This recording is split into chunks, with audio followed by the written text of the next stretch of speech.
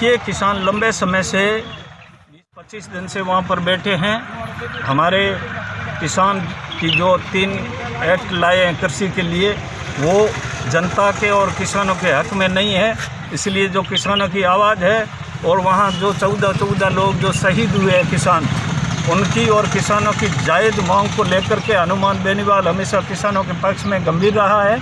और हनुमान जी बेनीवाल ने आज से 7 दिन पहले जो 12 तारीख को जाकर के हज़ारों की संख्या में उस बॉर्डर पर किसानों के समर्थन में वहाँ एक दिन का जो प्रदर्शन किया था, और उसके बाद में आकर के जो तीनों ही कमेटियों से हनुमान जी ने उद्योग वाली और दूसरे जो भी कमेटियाँ हैं संसदीय, उन कमेटियों से इस्तीफा दे दिया है।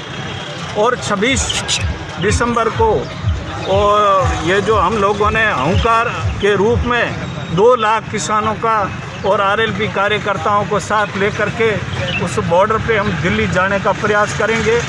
उसमें हम लोग किसानों के समर्थन में हैं, और ये जो किसानों के हक की लड़ाई के लिए हनुमान बेनीवाल और आरएलपी बिल्कुल किसानों के साथ में हैं। उन किसानों की जो शहादत है, उनको बेकार नहीं जाने देंगे।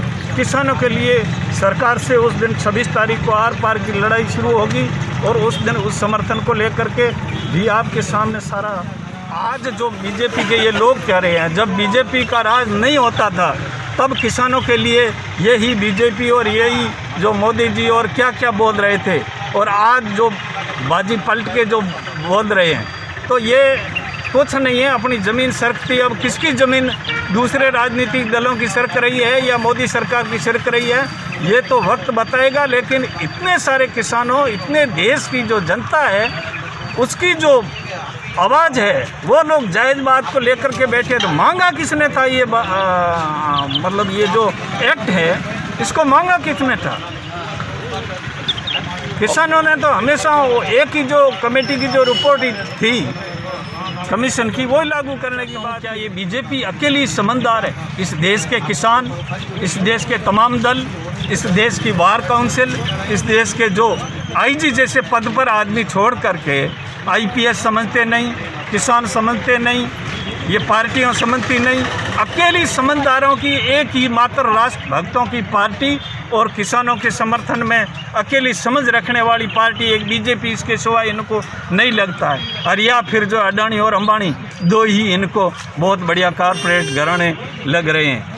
ये सारी सरकार है। आने वाले समय में अगर इस समय किसानों का साथ नहीं देंगे तो बाद में पछताए कुछ नहीं है, चिड़िया चुग गई खेत, ये वाली बात है। इसलिए हमारी आरएलपी और हनुमान बेनीवाल पूरी तरह किसानों और किसानों के जिन लोगों ने वहाँ पर जिस तरीके से अपना आंदोलन में जान गंवाई है, वो उसके लिए हम बिल्कुल उनको श्रद्धांजलि अर्पित करते हैं। और हम किसानों की मांग के लिए, हालांकि हम इसलिए नहीं जा रहे हैं कि उस किसानों का जो आंदोलन है वो बिल्कुल गैर राजनीतिक संगठन चला रहे हैं, इसलिए हम उस किसानों के आंदोलन में किसी नेताओं को आमंत्रित नहीं किया। ये अच्छी बात है।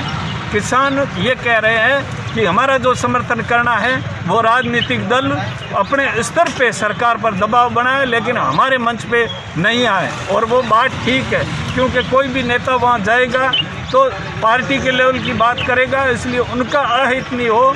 किसान हम हैं, वो किसान हमारी आवाज़ है, वो किसान हमारे हक के लिए लड़ रहे हैं। इसलिए किसान के बात के लिए अगर किसान नहीं रहेंगे तो इस देश का अन्नदाता अगर संकट में आ जाएगा तो हम अन्न खाने वाले भी आ जाएंगे। ये मोदी जी को ख्याल रखना चाहिए। और बीजेपी के सामान्य जो भी कह रहे हैं कि ये बरगला रहे हैं, मतलब पागल है किसान। इस देश की तमाम जनता बीजेपी की परिभाषा के अनुसार पागल है और स्वार्थी तत्व है, उनको कोई भी बरगला सकता है। तो बरगलाने के लिए तुम्हारे पास बहुत बड़े धनासेठ है, तुम्हारे पास पावर है, तुम्हारे पास गोलियां है।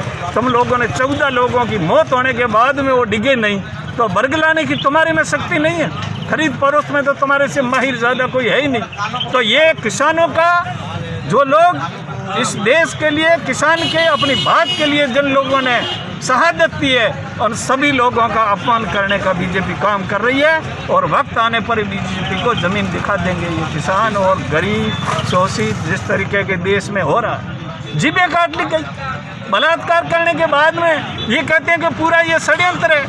और आज वो तुम्हारी जो सीबीआई ने कैसे चार्जशीट वहाँ पेश कर दी।